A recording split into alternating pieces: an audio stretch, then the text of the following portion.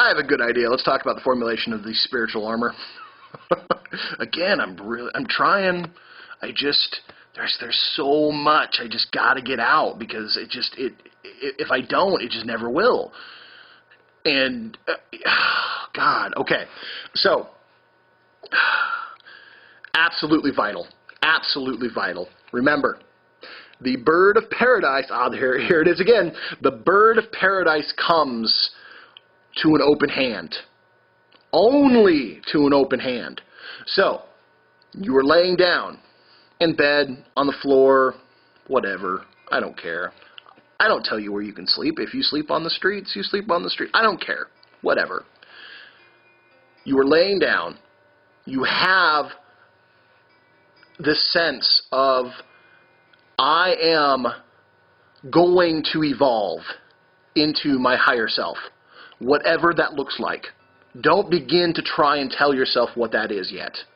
Don't, in fact, ever tell yourself what that is. Allow it to be. You will find that it happens when you are not trying to jerk it into place, when you're not trying to strangle the bird of paradise into forcing it to comply. It comes to you, it'll do its job. It is what it is supposed to do. You are to allow it. You are to allow yourself to evolve into your higher self. It will happen.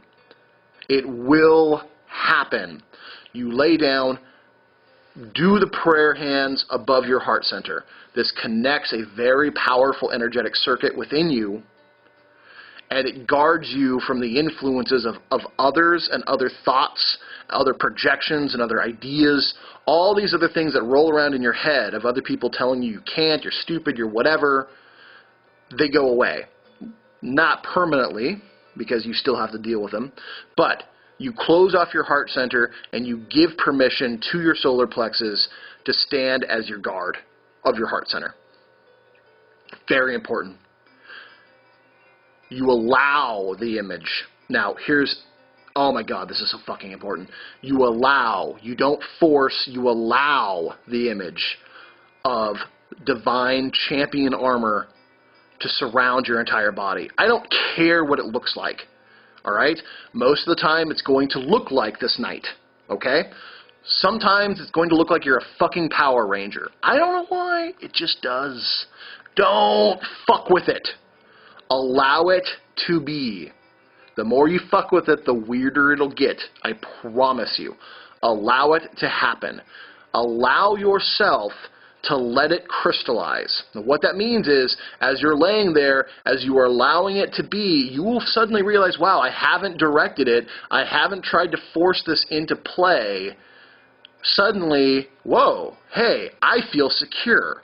When you get that sense of security, really shouldn't be longer than about 5 minutes. But, I don't know, maybe you're feeling really insecure. I've done this for, 15, 20 sometimes.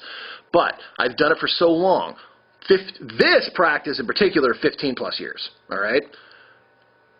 Armor is instant. Instant fucking taneously, because I've done it for so long.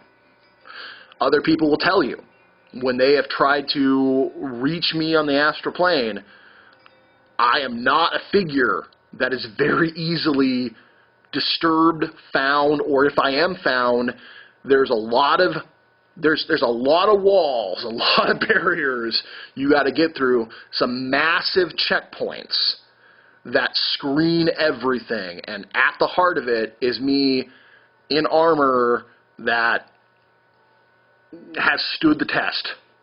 So, you need to develop this. This will take your middle pillar and re-engineer it. What I mean by that is your middle pillar is going to get very, very strong. This is like a protective sheath that goes over your middle pillar, contains and cultivates that energy into purely human you. And that energy gets to start, repairing cellular damage, building up your astral body, because your astral body is usually highly malformed. So guess what? It begins to form, get stronger, get much more, aesthetically pleasing. all that cellular, energetic, astral energy now heals your physical body. It doesn't have all these energetic repairs it needs to make. It can now go to solely repairing your physical body. So guess what? You get stronger. You have more energy. Oh, but guess what? Your armor contains that energy. Now when you do this practice again, you have more energy to quickly repair any sort of energetic damage, and then you have all this extra energy to repair your physical body. It is this beautiful, beneficial cycle. As opposed to a vicious cycle, it is a beneficial cycle. This is a powerful, powerful exercise. Don't make it harder than it needs to be. There's a lot of keys to this card. I am really, really not sure I want to go into all of them because there are some things... man. Okay. All right, we're going to get into this a little bit. All right, so basically you know how to formulate the fucking armor. It's pretty easy, okay? Lay down, pretend you have armor on. All right, done. Woo! Wow, big mystery solved. Do it a lot, but do it with heart, okay? Do it with true intention. Allow that image and know that it is powerful. Oh my God, it is so powerful. I don't mean to underplay it, but just don't just don't add complexity that doesn't need to be there. It doesn't need to be there, don't add it. Okay? The energy, the practice itself is very simple, and it's supposed to be. Do it every day when you wake up, before you go to bed. And allow the image to come. Okay? See yourself in a place of peace and, oh God, I hate that word. See yourself in a place of serenity, honestly. And allow that image to become stronger, brighter, and your physical body and your astral body will definitely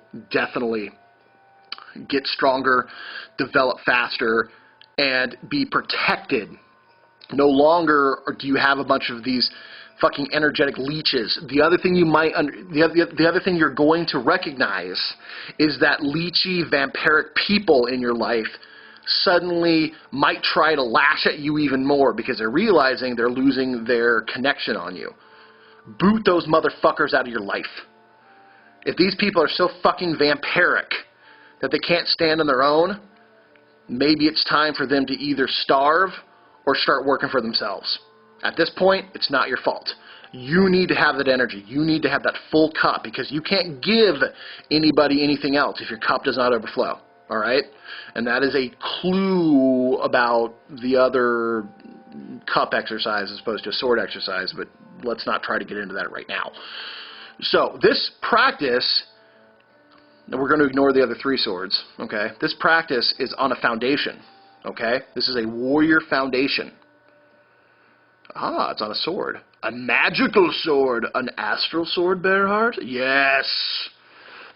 An astral sword. The foundation of this practice is a warrior practice. There is a saying in the highest level mysteries of the warrior tradition. May I be as brilliant as the sun, as terrible as Mars, and as merciful as Jupiter. That formulates the astral sword. The astral sword is the foundation of this exercise, and this exercise is what makes the astral sword.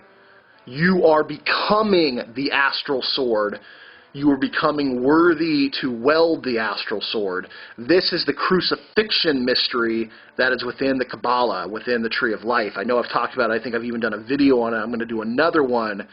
But this foundational exercise, may I be as brilliant as the sun, as terrible as Mars, and as merciful as Jupiter. Such a powerful mystery there. Literally life-changing, world-altering is the foundation for this exercise. This pairs the sword and the armor. This is the unification of the warrior and his weapon. This is the reason the warrior does this. He becomes a champion of the people. He doesn't force himself on the people like these fucking federal thugs and now most of the military powers in the world. They love to claim that they're heroes, but they are so far from it. No, this practice truly allows you to become a champion of the people, and the people tell you you're a hero. You don't tell them that you're a hero. Wow. What a fucking mind trip is that? Be that. Any questions, send me an email.